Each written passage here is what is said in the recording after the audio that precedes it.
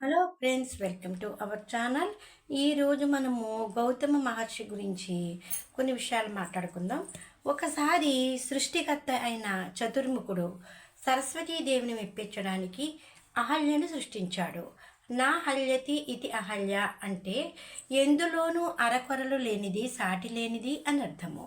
బ్రహ్మదేవుడు ఆ అపూర్వ గుణవతి సౌందర్యవతికి వరుడు ఎవ్వడని యోచించి తీవ్ర బ్రహ్మచర్య నిష్ఠా నిగ్రహం ఉన్న సంయమీంద్రుడే ఆమె భర్త కాగలడని నిశ్చయించినాడు. గౌతమ మహర్షి అట్టి ధీరుడని కనుగొని అతనిని పరీక్షించుడికే, నాయనా, ఈ అతిలోక సుందరి నా పుత్రిక అహల్య. ఈమె నేను నీ ఆశ్రమంలో వదిలి వెళుతున్నాను, జాగ్రత్తగా చూసుకో, మళ్ళీ వచ్చి ఆమెను తీసుకువెడతాను అని ఆజ్ఞాపించాడు. ఆ పరమేష్ఠికి ప్రీతి చేయుట కంటే అధికమేమున్నదని తలిచి గౌతముడు బ్రహ్మదేవుని ఆజ్ఞను శిరసావహించాడు. ఎంతో కాలం గడిచిపోయింది. అయినా ఎన్నడూ సంయమీంద్రుడైన ఆ గౌతముడు అహల్యని చూసి చలించలేదు. పరమశివ భక్తుడైన ఆ గౌతముడు పంకజాసుని పరీక్షలో నెగ్గాడు. గౌతముని నిగ్రహాన్ని మెచ్చుకుని అహల్యను అతనికి అర్ధాంగిగా అనుగ్రహించాడు బ్రహ్మదేవుడు. మహర్షులు తపస్సుకే అనేక ప్రాంతాలు సంచరిస్తూ కొన్ని చోట్ల నివసించి తమ తపశక్తి ద్వారా ఆ ప్రాంతాన్ని సస్యశ్యామలం పునీతం చేసి మరొక ప్రాంతానికి వెళుతూ ఉంటారు. అలా ఒకసారి గౌతమ అహల్య దంపతులు త్రయంబకేశ్వరుని సన్నివద్దనున్న బ్రహ్మగిరిపై ఆశ్రమం నిర్మించుకుని అక్కడ ఉండసాగన్నారు. గౌతముడు వ్యవసాయ భూజల శాస్త్రాలలో నిపుణుడు. భారతీయుల వేద విజ్ఞానము భౌతికమైన విజ్ఞానమే కాక దానికి ఆధారమైన ఆధ్యాత్మిక దైవిక విజ్ఞానాన్ని కూడా అందిస్తుంది. గౌతముడు భౌతిక విజ్ఞానముతో సాధించలేని పనులను దైవిక శక్తి ద్వారా సాధించి ఎన్నో ప్రాంతాలను సస్యశ్యామలం చేశాడు.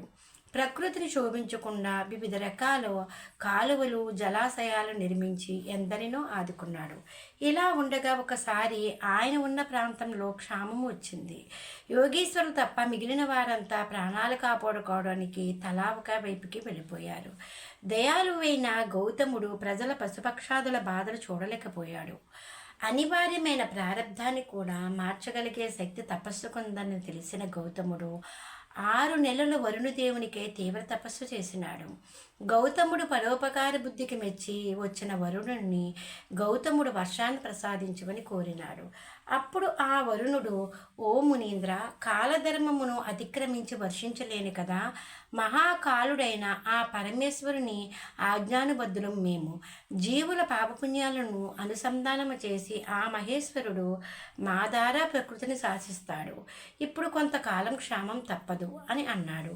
ప్రాణులను రక్షించడానికి దృఢ సంకల్పంతో ఉన్న గౌతముడు అక్షయ జలం కోరాడు. వరుణుడు అక్షయ జలాన్ని అనుగ్రహించాడు. ఇలా తన తపస్సు ద్వారా గౌతముడు ప్రాణికోటికి ప్రాణదానం చేశాడు. అహల్య గౌతమ దంపతులు నిరంతరము అతిథి సేవాపరాయణుడు. గౌతముడు తన వ్యవసాయ శాస్త్ర విజ్ఞానముతో శిష్యుల సహాయముతో వరి, కాయగూరలు మొదలైన పంటలు పండించేవాడు. పరమసాధ్వి పతివ్రతైన అహల్య ఆ పంటల నుండి వచ్చిన వాటిని వండి అతిథులకు, ఆర్తులకి పెట్టేది. అన్నపూర్ణ వలె విరాజిల్లేది ఆ అహల్య. ఇలా ఉండగా గౌతమ అహల్యల అద్వితీయ అతిథి సేవన, వారి ధర్మనిరతి చూసి ఈర్ష్య చెందారు కొందరు మునులు. ఆహా, ఈర్ష్య అతి దారుణమైనది. అది మహామేధావులైన మునులని సైతం విడవదు. ఈ జలము తాము తెచ్చిందేనన్న అహంకారముతో విర్రవీగుతున్నారు ఈ అహల్య గౌతములు అంటూ కువ్యాఖ్యానాలు చేసేవారు. ఈర్ష మత్సరంగా మారి చివరికి వాళ్ళు గౌతముని అక్కడి నుంచి వెళ్ళగొట్టాలని నిశ్చయించుకున్నారు. అన్నం పెట్టిన గౌతమునికి కృతజ్ఞత చూపకపోవడమే కాక అతనికి కీడు చేయాలని అనుకున్నారు. మత్సరముతో బాధపడుతున్న వాడు ఎంత పాపకార్యం చేయని వాడికైనా వెనుకాడు కదా. గౌతముడు తపస్సును లోకహితార్థము ఉపయోగించితే ఈ మునులు మత్సరముతో అతనికి హాని చేయడానికి ఉపయోగించారు. పవిత్రమైన మంత్రములను లౌకిక స్వార్థ ప్రయోజనాలకే వాడకూడదని తెలిసి కూడా ఆ మునులు గౌతమునికి కీడు చేయాలనే ఉద్దేశముతో మహాగణపతిని మంత్రబద్ధముగా ఉపాసన చేశారు. ప్రత్యక్షమైన విఘ్నేశ్వరునితో తమ కోరిక చెప్పారు.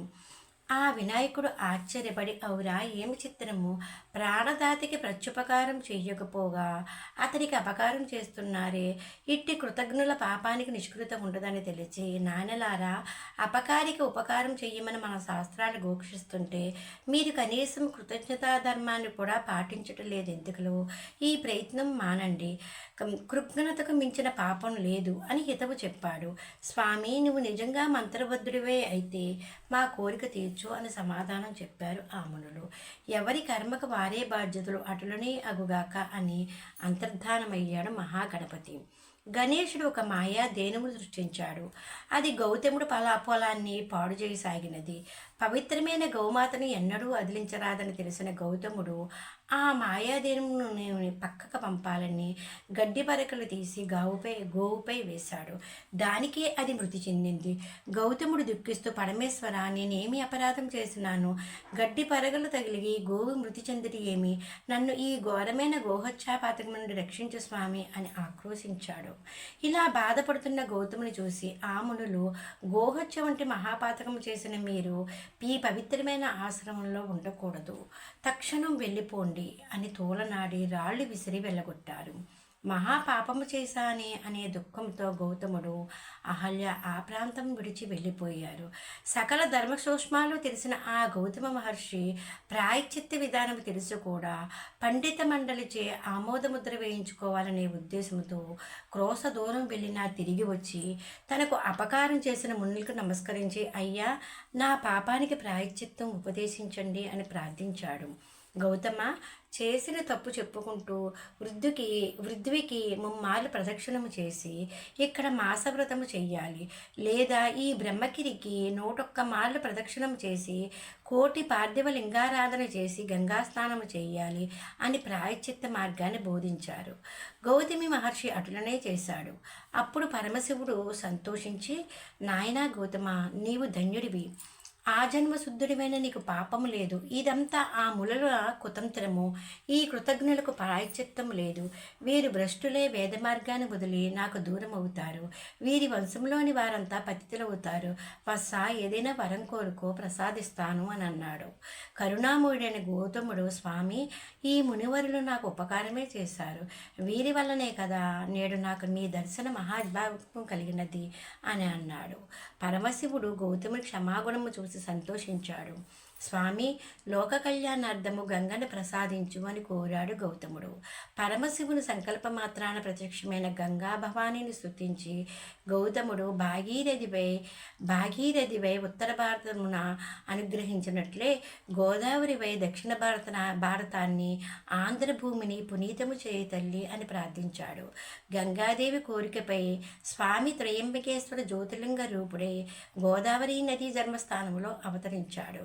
గౌతమ మహర్షి పేరున ఆ నది గౌతమి నదిగా ప్రసిద్ధికెక్కినది. Please like, share and subscribe.